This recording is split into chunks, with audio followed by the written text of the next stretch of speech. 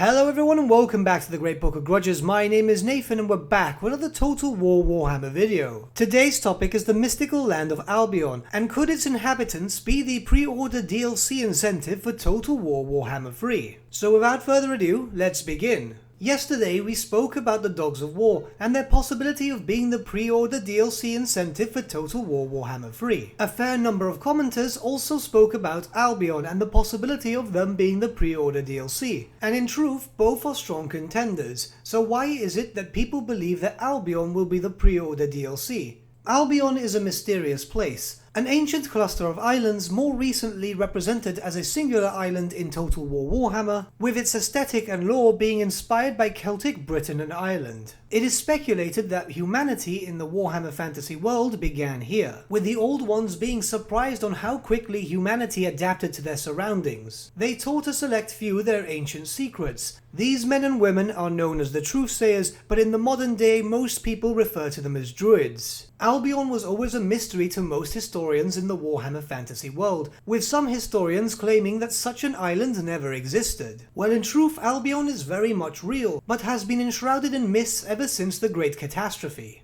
Only recently, thanks to the doings of the Demon Prince Be'lakor, have the myths started to wane, which saw Albion exposed to the greater world for the first time in millennia. This led to a massive campaign known as the Shadows over Albion. And it is when the lore of Albion itself started getting fleshed out and we got more information about the natives to the area. So it's with this information that we can more or less see what would be in their roster. Firstly, its human inhabitants. As stated before, Albion itself is inspired by Celtic-era Britain and Ireland, so it can be assumed that their warriors would also be inspired by them. Here we would have lightly armoured but still very physically strong warriors, with their infantry using spears, javelins, axes and swords. The Celts were also known to make use of fast-moving skirmishing cavalry, and were also known to make use of chariots too. Obviously there's a lot of similarities here with the Norse race, but it can be assumed as both races are so close to each other that they would have some sort of influence with each other. The Norse troops themselves are lightly armoured and fast moving, so it could be that we'll see the Norse units added in and just reskinned. Yes, I am aware that people really don't like reskins, it's very obvious, but we have to take into account that Norsk itself was a reskinned race from the Warriors of Chaos, just adding in a few unique things. So in terms of units from the Norska pack that we could easily see reskinned are as follows. Basic Marauders with hand weapons and shields, spears, throwing javelins, maybe the two-handed weapon variant, the basic Marauder Horseman, and obviously the Chariot. And in regards to a completely new unit for a basic human, they could have the Celtic-styled Archer. Yes, this might not seem like much, but a lot more unique stuff will come into effect soon. In terms of the Lords and Heroes, we could obviously get a variant of the Marauder Chieftain and a Hero variant too, but that's the end of the reskins. Now we look towards fresh and original models. Firstly, we have the Truthsayers, the Druids and the spiritual leaders of the people of Albion. Truthsayers are spellcasters, able to use a wide variety of different winds of magic, most notably the lore of beasts and the lore of life. They also had some specific spells tied to them back in the day, which could form the basis of a lore of Albion.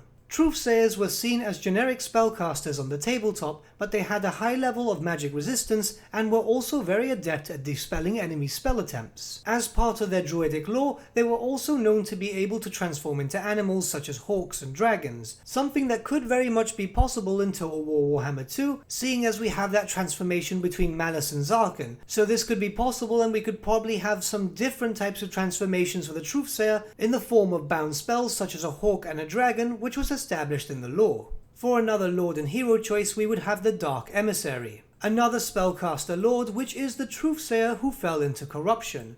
Dark Emissaries have access to the Lore of Shadow and the Lore of Death. They are also known to have their own specific spells which could act as a dark version of the Lore of Albion. Perhaps accessibility to either the Truthsayer or the Dark Emissary could be tied to the amount of corruption in Albion. This does make a lot of sense considering the fact that Chaos is actively trying to get into Albion too. What might be interesting is to see the possibility of a faction-wide corruption mechanic where not only lords and heroes are tied to it, but maybe even a unit too. So say for example, the more corruption you have in Albion, the more likely you'll be able to recruit some familiar units. However, if you're working towards a purer Albion, you'll get access to a new complete unit known as the Zoats.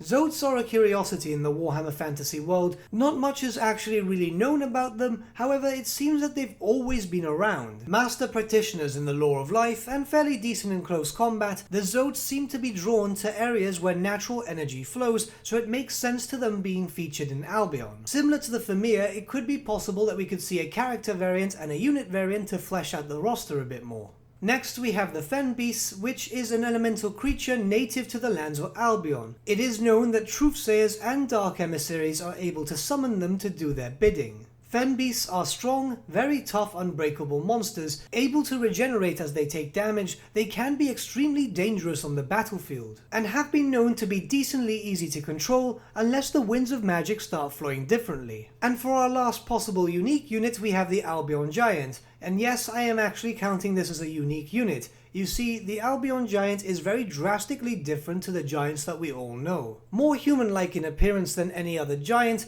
the giants of Albion were tasked directly by the Old Ones to protect their native land. Unfortunately, many centuries of inbreeding by the giants of Albion has made them less intelligent, but they still defend the island without any question, with many giants known to live close to the shorelines and will hurl massive boulders at anything that tries to get too close. So we've seen more or less on how an actual roster for Albion could look, so the question stands, why would Albion be the possible candidate to be the pre-order incentive? Albion itself features not only in the Eye of the Vortex campaign, but also the Mortal Empires. The native people and the monsters of the island are unique in terms of culture, aesthetic and so on, but there's still a decent amount of assets that could be used from other content, which could be reskinned and repurposed in an effort to make this cheap and cost effective. Tying in Albion with Game 3 makes sense thematically, as we are aware that the Forces of Chaos, which will feature heavily in Game 3, have been trying to gain dominion over the Mist-covered island for some time now. And finally, this might be the last chance to implement Albion as a playable race in the Total War Warhammer series, as it's more than likely that the third game of the series is going to be centered around the Darklands, so Albion will not be anywhere near in sight.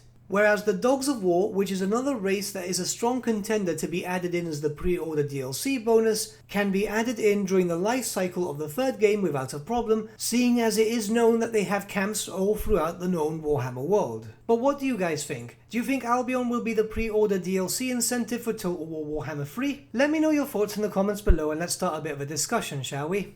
Before we end this video, I just want to apologise just in case I sounded a bit off. After recording the intro, I had to pop out for a while to get some work done, and when I sat down to record I wasn't feeling too well, and I'm noticing it now as I'm editing, so I'm sorry about that, guys. But with that, my friends, we've come to the end of our video. Thank you so much for watching. If you did enjoy the video, might I suggest giving the video a like, or even subscribing to the channel, as it really does help us out. In the description section below are various different links to social media platforms such as Facebook, Instagram and Discord, where you can get in contact with the Great Book team. Also in the description section below is an affiliate link with Element Games where you could buy loads of hobby-based products, not just Warhammer, for 10 to 25% off. Making a purchase using our special link and also using our special code, both of which are in the description below, supports the channel at no extra cost to you, which we think is rather cool. A big thank you to our patrons. Your support means the world to us. Honestly, it's amazing that people want to help a small channel like us grow and get to a higher level of content. A special thank you to our patrons Gibraltar LUSC and Ryan Bertsche for subscribing to us at our Fame level. Honestly, you guys are super cool. And a big thank you to our patron Edward Hewell for subscribing to us at our King level. Mate, you're super awesome. But with that, my friends, thank you so much for watching once again, and we shall see you all again very, very soon. Have a good day.